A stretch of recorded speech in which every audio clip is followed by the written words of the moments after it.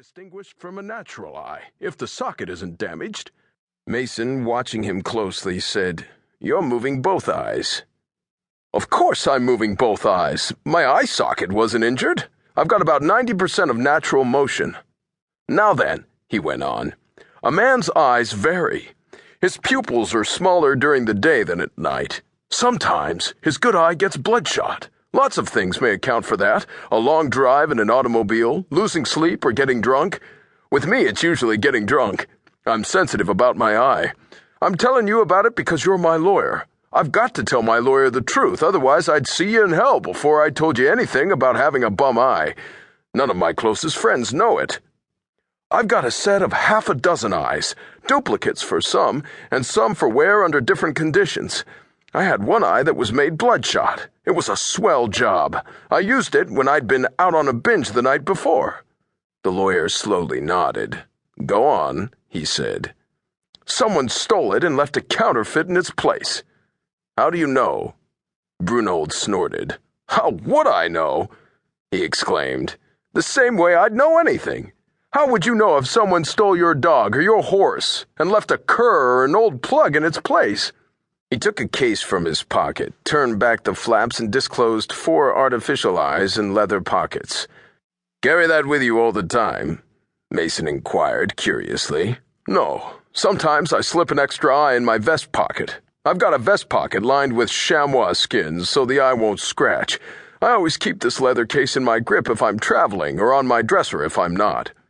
He extracted a glass eye and handed it to the lawyer. Mason held it in his palm, stared at it thoughtfully. "Rather a neat job," he said. "Nothing of the sort," Brunold contradicted. "It's a rotten job. The pupil's a little out of shape, the thing they call the iris is irregular, the colors aren't blended, and the veins are too red. A good vein for a bloodshot eye has a yellowish tint to it. Now, take a look at this eye and you can see what a good eye is like. Of course, that isn't a bloodshot eye like the first one I gave you, but it's an eye made by an expert. You can see the difference. It's got better color, the blending is better, the pupil is regular." Mason, inspecting the 2 eyes, nodded thoughtfully. "This isn't your eye?" he asked, tapping the bloodshot eye with his forefinger. "No." "Where did you find it?" "In that leather case of mine." "You mean to say," the lawyer asked, "that the person who stole your bloodshot eye took it from this case and put the counterfeit eye in the pocket from which the original had been taken?" "That's right."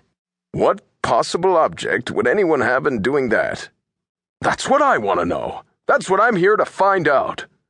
The lawyer raised a quizzical eyebrow. "Here to find out?" he asked. Brunold narrowed his lids until they were mere slits. He lowered his voice and said, "Suppose someone stole that eye in order to get me in bad." "Just what do you mean?" "An eye is an individual thing. Very few people have exactly the same colored eyes. Artificial eyes, when they're made well, are as distinctive in style of workmanship as an artist's painting. You know what I mean.